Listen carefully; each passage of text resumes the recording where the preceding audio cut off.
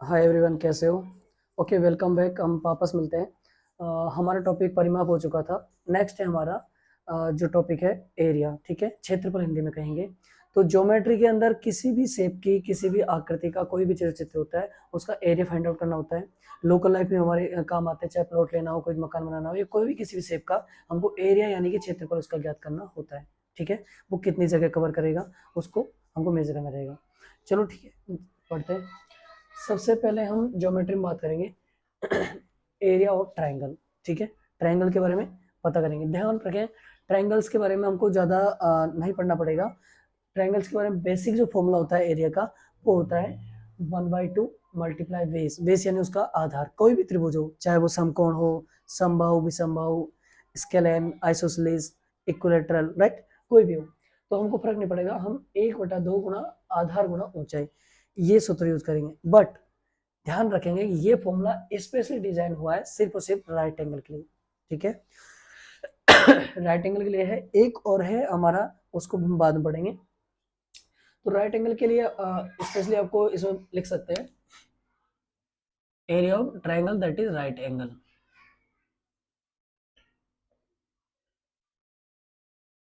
Okay, तो क्या रहेगा? 1/2 base multiple height. Right angle होता कैसे है, ध्यान रखेंगे।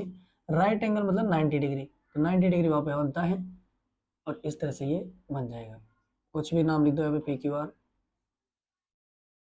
ठीक है। Second, area of equilateral triangle.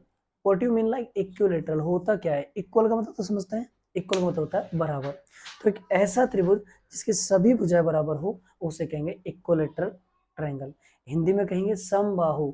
ऐसा त्रिभुज जिसकी सभी भुजाएं, बाहु यानी भुजा, सभी भुजाएं बराबर हो, समबाहु त्रिभुज कहलाता है। तो इसका जो एरिया निकलेगा हमारा, वो हमारा फॉर्मूला है √3/4। ठीक है, और उसकी जो साइड्स हैं, क्योंकि सारी साइड इक्वल है, उस साइड का स्क्वायर हम कर देंगे।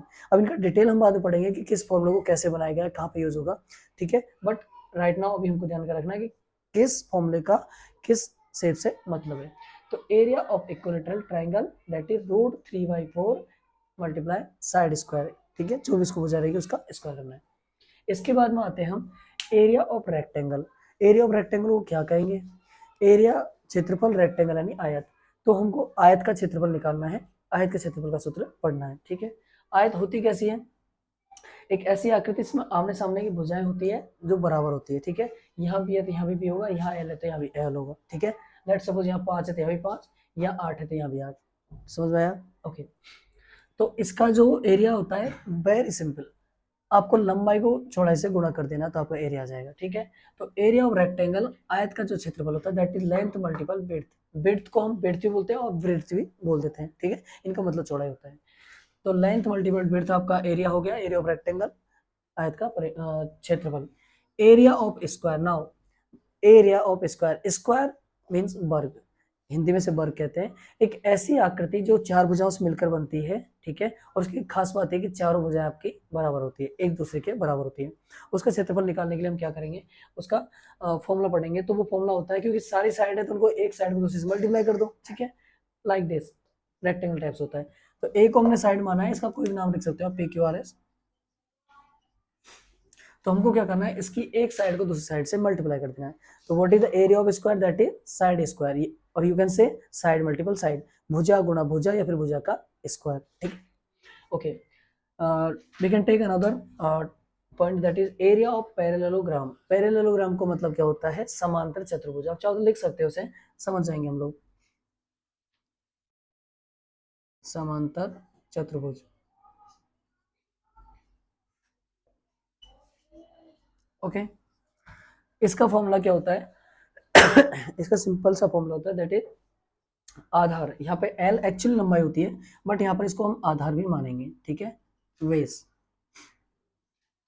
तो इसका सूत्र होता है आधार और इसकी जो ऊंचाई है, जो इसका वर्टेक्स से आ रहा है, जैसे सपोज PQRS। तो वी पी जो वर्टेक्स है, इससे यहाँ पर जो परपेंडिकुलर डाला गया है, ठीक है, इसे शीर्ष लंब कहते हैं। तो शीर्ष लंब जो डाला गया है, अल्टीट्यूड हिंदी में कह सकते हैं। तो ये अल्टीट्यूड जो है आपका H, उसको मल्टीप्लाई करना है इससे आधार से, मतलब QR मल्टीपल, और यहाँ पे कोई नाम रख सकते हो जस्ट लाइक M PM। ठीक है, तो बेस मल्टीपल हाइट हो जाएगी, बेस हमारी ये रहा, हाइट आपकी पीएम हो गई। समझ में आया? बेस आधार को गुणा ऊंचाई से कर देना है, तो हो जाएगा एरिया ऑफ पैरेललोग्राम। फिर आएगा हमारा एरिया ऑफ ट्रेपेजियम। ट्रेपेजियम होता क्या है? What is the meaning of trapezium? That is समलंब चतुर्भुज। ठीक है, चतुर्भुज का ही एक पार्ट है समलंब चतुर्भुज, आप लिख सकते हैं यहाँ पर।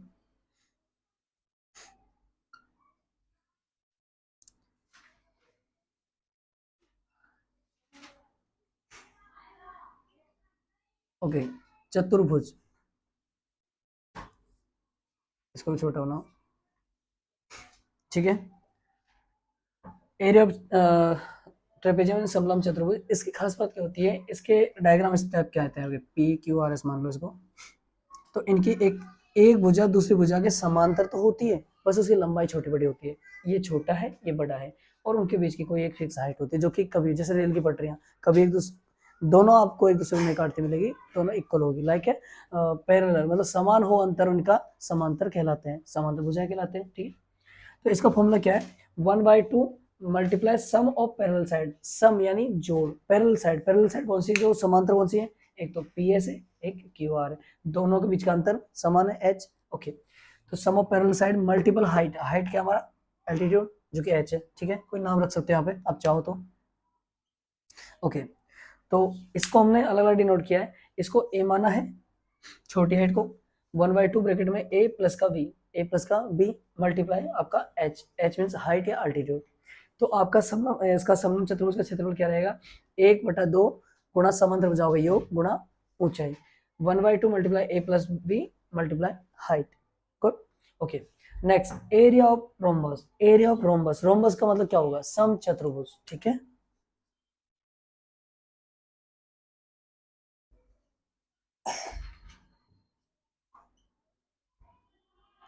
ध्यान रखना, किसी भी टॉपिक को समझने के लिए, सॉल्व करने के लिए सबसे जरूरी चीज होती है वो हो सकती है उस टॉपिक के फॉर्मूले। ठीक है, ओके, देखेंगे एरिया ऑफ रोम्बस की जो शेप होती है इस टाइप से होती है, आप कुछ भी बना सकते हैं इसको, P Q R S. Okay, तो इसमें पहला फॉर्मूला होता है base multiple height just like parallelogram. ठीक है, पैरेललोग्राम की तरह, समांतर चतुर्भुज की तरह। पहला सूत्र होता है आधार गुणा ऊंचाई। ठीक है, आधार क्या होगा आपका, यहाँ से यहाँ तक आधार रहेगा, ऊंचाई आपकी ये वाली हो जाएगी। ठीक है, तो बेस मल्टीपल हाइट। अनदर एक और एग्जांपल भी होता है इसका, वो क्या होता है आपका 1/2 multiple d1 multiple d2। d1 d2 क्या चीज है? ये d1 d2 होते हैं हमारे विकर्ण। ठीक है, विकर्ण एक ऐसे आता है, सपोज इसको सॉल्व करने के लिए हम क्या करेंगे, एक को विकर्ण ये ले आएंगे, दूसरे को ये ले। तो किसी चतुर्भुज के अंदर विपरीत कोनों से एक दूसरे को मिलाने वाली जो रेखा होती है वो उसका विकर्ण कहलाती है। डिटेल्स अगले वीडियो में पढ़ लेंगे, बट यहाँ समझना है हमको कि वो जो विकर्ण होते हैं वो एक दूसरे के बराबर होते हैं। तो यहाँ पे 1/2 multiple d1 multiple d2, d1 का मतलब है एक विकर्ण, d2 मतलब दूसरा विकर्ण, तो दोनों विकर्णों से वो गुणा होते हैं। तो ये आपका रहेगा एरिया ऑफ रोम्बस। तो इस प्रकार हमने एरिया बनाना सीखा मैक्सिमम चीजों का। एक और फॉर्मूला है जो हमसे रह चुका है, उसको वैसे ज्यादातर 9th क्लास में आता है यूज, बट आप लिख लीजिए हीरो का सूत्र, हीरोज फॉर्मूला। हम यहाँ पे थोड़ा सा शॉर्ट कर देंगे।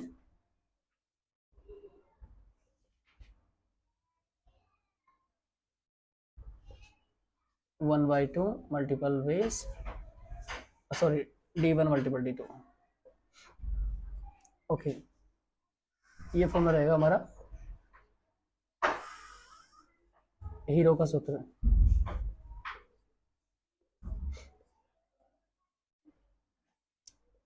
इंग्लिश लिखा है हीरोज फॉर्मूला,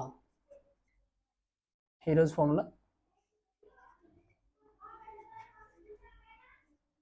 ओके, इसमें खास बात होती है, इसको कहाँ यूज में लेते हैं? इसको हम यूज में लेंगे स्केल एंड ट्रायंगल में। कहाँ पर? Scale and triangle.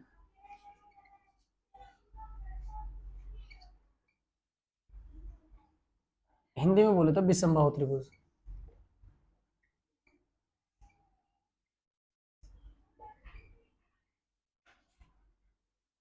Okay, formula क्या रहेगा? सोचो इस टाइप का कोई ट्रायंगल है, यहाँ पे रखा आपका ए बी सी। तो सबसे पहले एस निकालेंगे हम। एस इक्वल टू होता है ए प्लस का बी प्लस का सी अपॉन 2। ठीक है, ये रहेगा। इसके बाद में हमारा फॉर्मूला रहेगा यहाँ पे, ये जो एस है इसको लिखेंगे ब्रैकेट में एस माइनस का ए, इसको इसकी जगह ए ले सकते हो, स्मॉल ए, स्मॉल लिख सकते हो तीनों को, A B C, A S minus small V और एस माइनस का स्मॉल सी। ये जो सूत्र है ये रहेगा हमारा हीरोज का सूत्र, हीरोज फॉर्मूला, विषम बहुत हीरोज काम मिलेंगे। तो ये कुछ हमारे ज्योमेट्रिकल फॉर्मूलेज है जो हमारे क्षेत्रफल ज्ञात करने के हैं। तो इनको आप समझें और अब नोट करें, स्क्रीनशॉट ले सकते हैं, और नेक्स्ट वीडियो हम बनाएंगे, उसके लिए बने रहे हमारे चैनल पे। Thank you.